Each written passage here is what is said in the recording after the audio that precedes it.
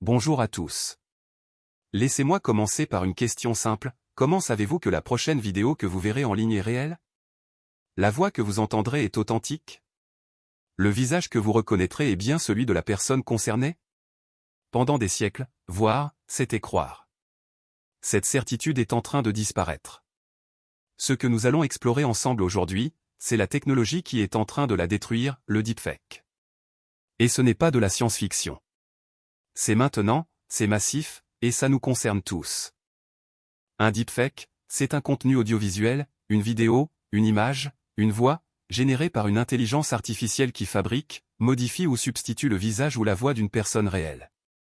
De façon indétectable à l'œil nu. Le mot vient de la fusion de deep learning, la technologie d'IA utilisée, et de fake, faux. Le terme est apparu en 2017 sur Reddit, quand un utilisateur anonyme a commencé à coller des visages de célébrités sur des vidéos pornographiques. Quelques chiffres pour mesurer l'ampleur du phénomène. Les deepfakes ont été multipliés par 9 entre 2022 et 2024. 96% d'entre eux sont à caractère pornographique non consenti. En 2025, 3 secondes d'audio suffisent pour cloner une voix parfaitement. Et le World Economic Forum place les deepfakes parmi les 10 risques technologiques les plus critiques pour la démocratie mondiale. On est très loin de la curiosité technologique. On est face à une menace systémique. Pour comprendre pourquoi les deepfakes sont si convaincants, il faut comprendre la mécanique qui les produit. Le moteur central, ce sont les GAN, les réseaux antagonistes génératifs. Le principe est simple mais redoutablement efficace, deux intelligences artificielles s'affrontent en permanence. La première, le générateur, fabrique de fausses images. La seconde, le discriminateur, tente de les repérer. Au fil de millions de cycles d'entraînement, le générateur devient de plus en plus habile. Jusqu'à ce que même le discriminateur, et par extension l'œil humain, ne puisse plus faire la différence. Concrètement, cela donne 3 grandes techniques. Le face swap, on extrait des milliers de photos d'une personne, on entraîne un modèle spécifique, et on substitue son visage image par image dans une vidéo existante. Le voice cloning, en 2025, 3 secondes d'enregistrement suffisent pour recréer le timbre, le rythme et l'accent d'une voix, et lui faire dire n'importe quel texte. Et le lip sync, ou puppet, on anime le visage ou même le corps entier d'une personne à partir d'une simple photo, synchronisée avec un audio quelconque. Des outils comme Deep Face Lab, Eleven Lab ou Wave de Lip rendent tout cela accessible à n'importe qui, gratuitement, en quelques minutes. Retraçons rapidement l'évolution de cette technologie, parce qu'elle est vertigineuse. En 2014, le chercheur Ian Goodfellow invente les GAN. À l'époque, c'est une avancée académique prometteuse. Personne n'anticipe vraiment ce qui va suivre. En 2017, le terme deepfake est né sur Reddit. Les premières vidéos sont grossières, facilement détectables, mais le principe est posé. En 2018, BuzzFeed publie une vidéo deepfake du président Obama, réalisée par le cinéaste Jordan Peele, pour alerter le public sur les dangers à venir. C'est le premier grand signal d'alarme. En 2020, le compte TikTok @DeptonCruise explose. Des millions de personnes regardent Tom Cruise faire des tours de magie et jouer au golf, sans réaliser que c'est entièrement fabriqué. La qualité est stupéfiante. En 2022, une vidéo deepfake de Zelensky demandant à ses soldats de rendre les armes est diffusée sur des chaînes ukrainiennes piratées. On entre dans l'ère de la propagande deepfake en temps de guerre.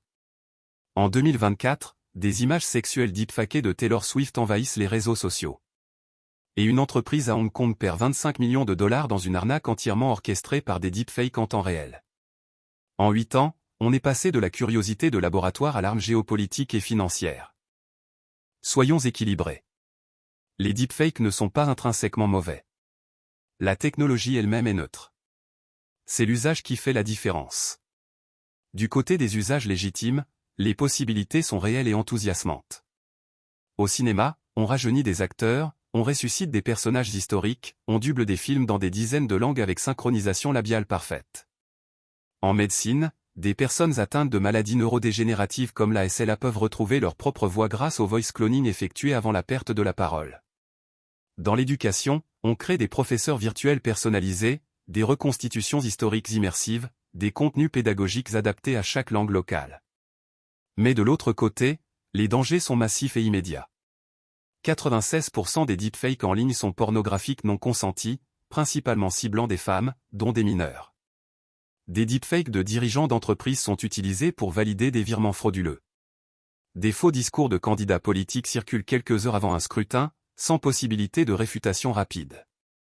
Et au-delà des actes précis, il y a un danger plus profond, plus insidieux, la destruction de la confiance. Si n'importe quelle vidéo peut être fabriquée, alors n'importe quelle vidéo authentique peut être niée. C'est ce qu'on appelle le liar's dividend, le dividende du menteur. Voici 4 cas concrets qui illustrent ce que cette technologie peut provoquer dans le monde réel. 2022, l'Ukraine.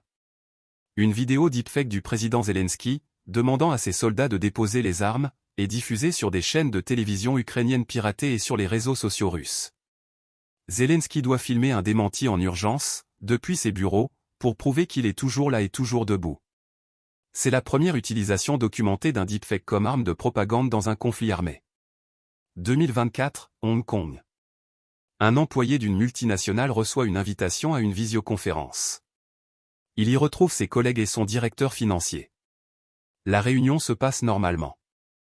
À la fin, on lui demande d'effectuer une série de virements bancaires. Il s'exécute, 15 virements, 25,6 millions de dollars. Tous les participants à la réunion étaient des deepfakes générés en temps réel. C'est le record mondial de fraude par deepfake documenté à ce jour. 2024, Taylor Swift. Des images sexuelles explicites deepfakées de la chanteuse sont publiées sur X, anciennement Twitter, et accumulent 47 millions de vues avant suppression. L'incident provoque un débat législatif au Congrès américain et accélère plusieurs projets de loi sur les contenus synthétiques non consentis. 2023, Corée du Sud. Pendant les campagnes législatives, des centaines de deepfakes de candidats circulent. La Corée du Sud réagit en devenant le premier pays au monde à interdire formellement les deepfakes électoraux, avec des peines pouvant aller jusqu'à 7 ans de prison. La bonne nouvelle, c'est qu'on n'est pas totalement désarmé. Il existe des moyens de se protéger, à condition de les connaître. À l'œil nu, certains signes peuvent trahir un deepfake. Des clignements d'yeux anormaux ou absents. Un flou ou un halo visible autour des oreilles, des cheveux, ou des montures de lunettes. Des dents et un intérieur de bouche mal rendu, l'IA a encore du mal avec ces zones complexes. Une texture de peau trop lisse, trop uniforme, presque plastique. Et parfois, un léger décalage entre le mouvement des lèvres et l'audio. Mais l'œil humain ne suffit plus. En 2025, les meilleurs deepfakes trompent 90% des observateurs non entraînés. Il faut donc passer aux outils.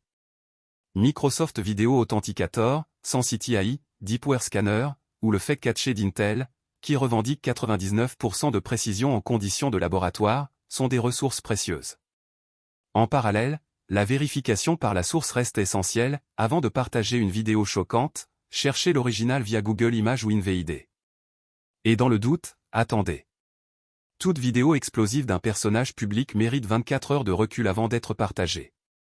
Pour se protéger soi-même, limitez vos photos et vidéos publiques sur les réseaux sociaux, activez des alertes Google sur votre nom, et si vous êtes une personnalité publique, des services de watermarking biométrique commencent à exister. Les gouvernements commencent à réagir, même si la course est inégale face à la vitesse de la technologie. Aux États-Unis, le Deepfake Accountability Act a été proposé en 2023, et des lois étatiques en Californie, au Texas et en Virginie criminalisent déjà les deepfakes pornographiques non consentis et les deepfakes électoraux. En Europe, les actes de 2024 imposent une obligation de watermarking pour tout contenu généré par IA, et interdit les deepfakes politiques sans mention explicite de leur nature synthétique.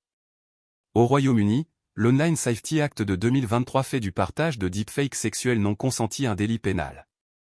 Et en Corée du Sud, l'interdiction totale des deepfakes électoraux, avec 7 ans de prison à la clé, constitue le précédent le plus sévère au monde à ce jour. Mais je voudrais terminer sur quelque chose de plus profond. La vraie question que posent les deepfakes n'est pas technologique. Ce n'est pas comment les détecter, ou comment les interdire. La vraie question est celle-ci, dans un monde où toute image, toute vidéo, toute voix peut être fabriquée à la demande, sur quoi allons-nous fonder notre confiance collective?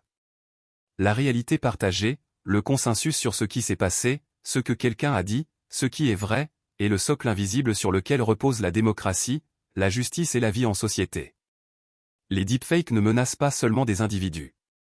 Ils menacent ce socle. Et face à ça, la technologie ne suffira pas. C'est notre vigilance citoyenne, notre esprit critique, et notre capacité à nous mettre d'accord sur ce qu'est la réalité qui feront la différence.